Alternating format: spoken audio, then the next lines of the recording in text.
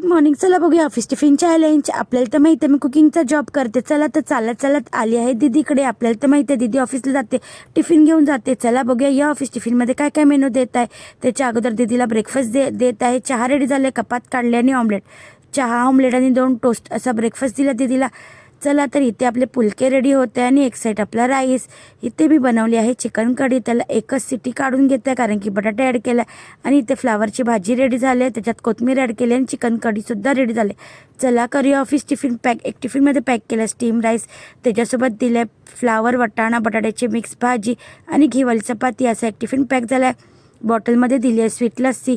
आज बनवली होती चिकन कढी. स्नॅक्समध्ये दिले आहेत मखाने आणि थोडेसे ड्रायफ्रूट.